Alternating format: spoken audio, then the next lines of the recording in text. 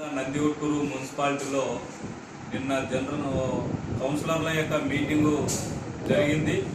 నందిగుట్టూరు municipality సమస్యలను పరిష్కారం కోసం కాకుండా వ్యక్తిగతంగా మున్సిపల్ సమావేశాలు జరుగుతున్నాయి. పోలీసు యొక్క బందోబస్తు పెట్టుకొని మున్సిపల్ సమావేశాలు జరుగుతూ ఉన్నాయి. ఈరోజు అది పోలీస్ కస్టడీగా మారిపోయింది. కౌన్సిలర్ల యొక్క మీటింగ్ సంబంధించి పోలీస్ లేక క్లస్టర్లో వాళ్ళ హ్యాండర్లో జరుగుతూ ఉంది. ఇది ఈ ప్రజాస్వామ్యంలో సమైనటువంటి స్వేచ్ఛగా కౌన్సిలర్లు కానీ ప్రజల యొక్క సమస్యలను చర్చించి తీర్మానాలు చేయాల్సినటువంటి కౌన్సిలర్ల యొక్క మీటింగు వ్యక్తిగతంగా ఎవరి ప్రయోజనాలు వాళ్ళకు సంబంధించినటువంటిది మాట్లాడుకొని వెళ్ళిపోవడం జరుగుతూ ఉంది. ఒక క్రమశిక్షణ లేదు, ఒక పద్ధతి లేదు, దానికి సమయం టైం బౌండ్ లేదు. ఎప్పుడు పడితే అప్పుడు జరపడం, ముగించడం, వెళ్ళిపోవడం, కౌన్సిలర్లు ఎవరు పడితే వాళ్ళు మాట్లాడడం, వెళ్ళిపోవడం అనేది జరుగుతూ ఉంది. ఒక పద్ధతి ప్రకారం జరగడం లేదనేటువంటిది మేము సిపిఎం పార్టీగా గమనిస్తున్నటువంటి విషయం.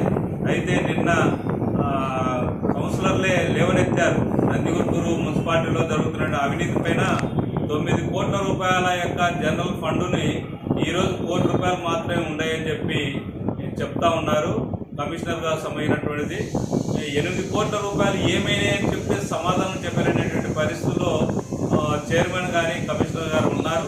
అందుకనే ఈ జరిగినటువంటి అవినీతి పెద్ద కుంభకోణంగా కనిపిస్తూ ఉంది. వీటిపైన సమగ్ర విచారణ జరిపి బాధ్యులపైన చర్యలు తీసుకోవాలని చెప్పి సిపిఎం పార్టీగా మేము డిమాండ్ చేస్తున్నాం.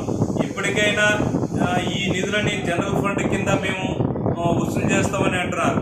అంటే ఈ అవినీతి అక్రమాలు జరిగినటువంటి సొమ్మంతా కూడా దోచుకొని దాచుకొని తినేదంతా ప్రజల పైన ఇంటి పన్నేసం, చెత్త పన్నేసం, కుళాయిల పన్నులేసం అని చెప్పి విచ్చలవిడిగా ప్రజలపైన వసూలు చేసుకునే డబ్బులని ఈరోజు ప్రజలకు జవాబుదారీగా ఉండాల్సినటువంటి ప్రజాప్రతినిధులు ఈరోజు జవాబుదారీగా ఉండకుండా ఆ నిధులని కాజేసి ఈరోజు మళ్ళీ జనరల్ ఫండ్ను వసూలు చేసి దాన్ని వేస్తామని చెప్పడం అనేటువంటి దీన్ని వ్యతిరేకిస్తున్నాం మేము.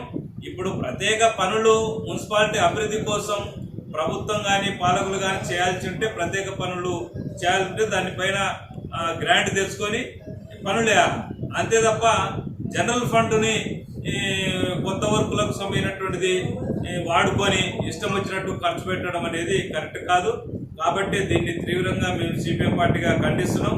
దీనిపైన ఈ అవినీతి అక్రమాలపైన ఏదైతే కౌన్సిలర్లు లేవనెత్తారో దానిపైన సమగ్ర విచారణ చేపట్టి బాధ్యులపైన తగిన చర్యలు తీసుకోవాలని చెప్పి సిపిఎం పార్టీకి మేము డిమాండ్ చేస్తున్నాం.